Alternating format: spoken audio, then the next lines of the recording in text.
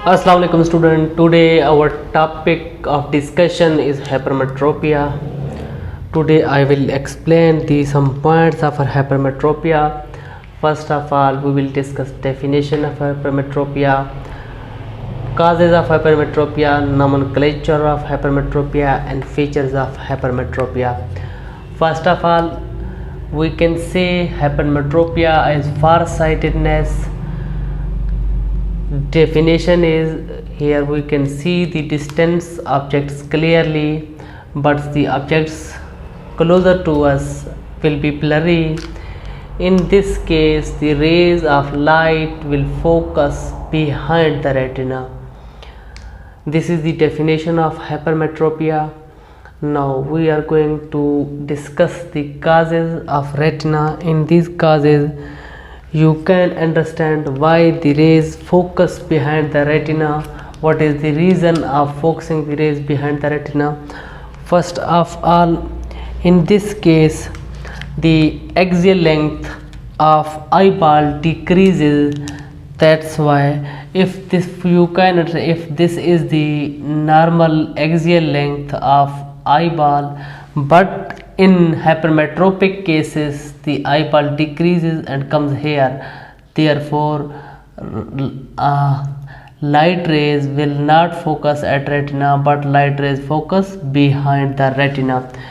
In this case, eyeball axial length decreases, therefore you can say it as axial hypermetropia.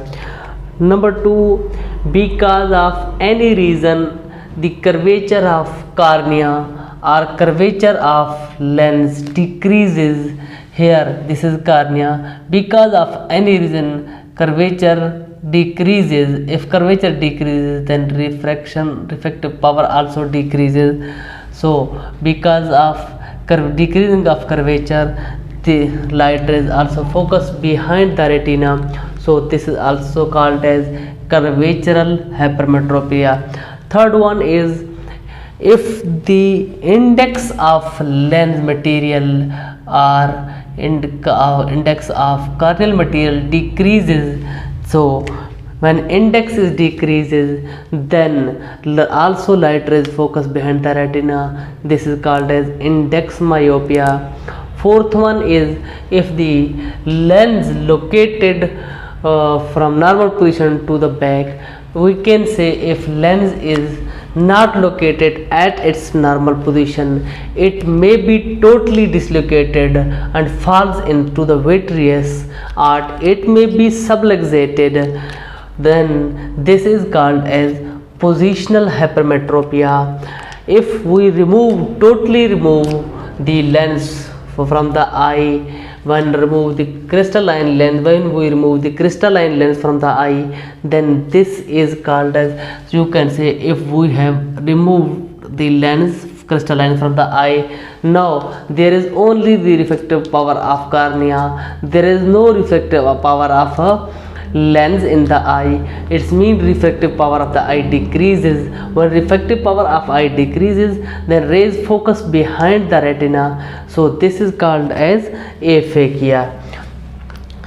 After that, we are going to explain the nomenclature of hypermetropia. This is most important part of hypermetropia. Here we basically explain the types, what is latent hypermetropia and manifest hypermetropia. You have to listen this very sensitively. Here, if a patient feels that his near vision is blur, then he goes to the doctor and or optometrist. After coming to the clinic, we will do the cycloplegic refraction of the patient.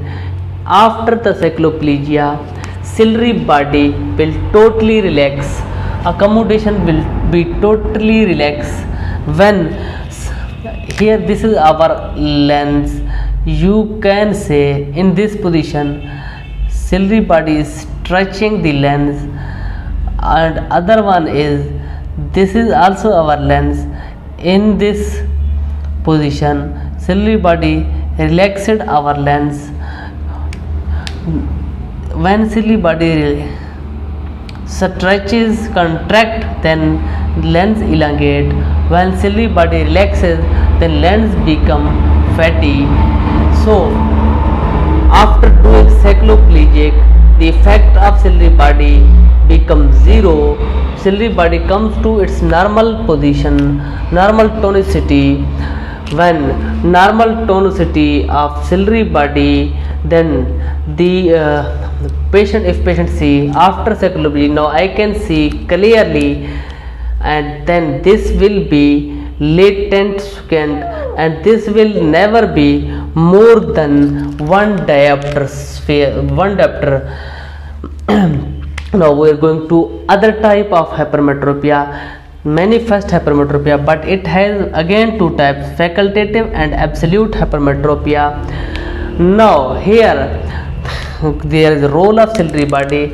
Here ciliary body relaxes. When ciliary body relaxes, then our crystalline lens becomes fatty. It's mean accommodation. If a patient feeling blurry, then he focuses, he is put the stress on eyes, he use accommodation to see anything. When after using the accommodation he can see clearly, then this is called as facultative hypermetropia. Second one is absolute hypermetropia. If patient feels that he is seeing blurry, then and he tries to accommodate and see the chart or anything clearly, but after using accommodation vision is not clear, then we will try to do cycloplegic refraction, and we after cycloplegia, then still vision is not clear, but he needs glasses,